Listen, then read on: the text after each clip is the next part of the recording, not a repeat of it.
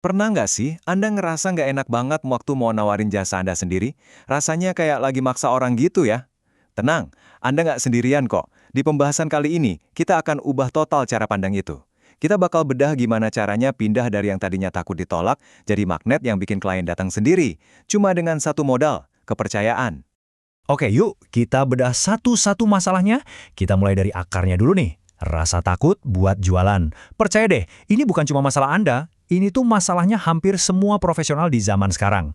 Nah, pertanyaannya, kenapa sih jualan itu seringkali rasanya nggak nyaman banget? Ini bukan soal kualitas jasa Anda jelek loh, bukan. Akar masalahnya itu jauh lebih dalam dari itu. Ini soal cara kita mandang hubungan dengan calon klien kita. Biasanya nih, ada 3 ketakutan utama yang selalu ngehantuin kita. Takut ditolak, cemas dianggap pushy atau maksa, dan yang paling dasar, kita nggak pede sama nilai jasa kita sendiri. Dan yang paling parah, rasa khawatir ini muncul bahkan sebelum kita ngomong apa-apa. Ini tuh beneran perang batin di kepala kita sendiri. Tapi, coba deh kita puter balik cara pandangnya. Gimana kalau rasa takut itu justru bukan kelemahan, malah sebaliknya. Itu sinyal kalau Anda tuh peduli sama hubungan, bukan cuma soal transaksinya. Nah, ini poin pentingnya. Empati Anda itu justru kekuatan terbesar Anda. Nah, setelah kita paham itu, sekarang waktunya kita ganti total cara mainnya. Cara-cara lama itu udah nggak relevan lagi, kita butuh sebuah mindset yang bener-bener baru. Paradigma lama itu udah usang banget. Tahu kan, taktik hard selling yang agresif, yang ngomongnya satu arah, fokusnya ke fitur, ngejar closing secepatnya, itu sekarang malah jadi bumerang. Konsumen zaman sekarang itu jauh lebih pintar. Mereka nggak mau dijualin, mereka maunya ngebangun hubungan dan ngerasain value yang asli. Bedanya tuh kontras banget. Di satu sisi ada hard selling, fokusnya ke produk, ngomongnya satu arah, tujuannya jangka pendek. Hasilnya, ya penolakan. Nah, di sisi lain ada pendekatan modern, soft selling. Fokusnya ke kebutuhan klien, komunikasinya dua arah, dan mainnya jangka panjang. Hasilnya, kepercayaan yang tumbuh organik. Jelas banget kan mana yang lebih awet? Nah, ini dia pergeseran mindset yang paling penting. Berhenti jadi penjual yang cuma ngejar transaksi dan mulailah jadi pendidik yang ngebangun pemahaman. Tujuan kita bukan lagi menjual, tapi ngasih edukasi ke pasar sampai mereka sendiri yang datang ke kita karena mereka percaya. Oke, jadi gimana cara kita nerapin mindset pendidik ini dalam praktek? Jawabannya, menjual dengan cara membantu. Ini adalah seni ngasih value duluan. Inti dari value selling ini ada 3 langkah yang logis banget. Semuanya dimulai dari mendengarkan.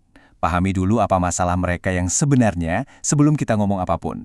Terus yang kedua, diagnosis. Cari akar masalahnya, jangan cuma yang kelihatan di permukaan. Nah, baru setelah itu, langkah ketiga, kita tawarkan solusi yang benar-benar relevan buat mereka. Analogi paling gampangnya tuh kayak dokter yang bagus. Mereka kan nggak mungkin langsung kasih resep obat kan? Pasti mereka dengerin dulu keluhannya, periksa, baru deh kasih solusi yang tepat. Nah, jadilah seorang konsultan, bukan cuma sekedar sales.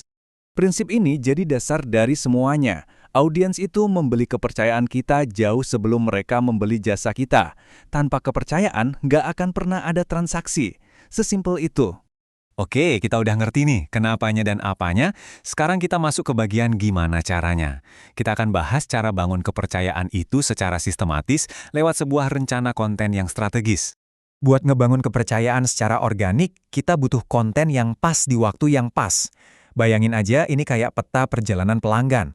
Ada 3 tahap utama yang mereka lewatin sebelum akhirnya jadi klien kita. Tahap pertama itu kesadaran atau awareness. Di sini lupakan soal jualan. Misi kita cuma satu, bikin audiens sadar sama masalah yang mungkin belum mereka sadari. Sampai mereka mikir, wah ini masalah gue banget. Kontennya harus ringan dan bikin penasaran, bukan jualan solusi. Nah, begitu mereka sadar punya masalah, mereka masuk ke tahap kedua, pertimbangan atau consideration. Disinilah kita mulai nunjukin keahlian kita. Tujuannya adalah supaya mereka berpikir, orang ini kayaknya paham banget dan bisa bantu gue nih. Kontennya harus lebih dalam dan nunjukin kompetensi kita, misalnya kayak studi kasus atau tutorial. Akhirnya tahap keputusan atau decision. Di sini mereka tuh udah hampir yakin. Mereka nggak perlu diyakinin lagi, mereka cuma butuh rasa aman dan konfirmasi. Konten kayak testimoni dari klien lain atau nawarin konsultasi gratis itu pas banget buat ngilangin keraguan terakhir mereka. Kerangka kerja ini logis banget kan?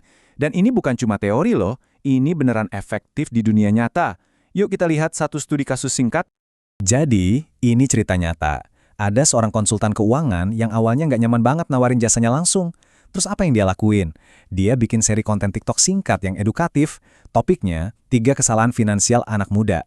Hasilnya, satu videonya viral, audiens barunya ribuan, dan permintaan konsultasi gratis langsung membludak.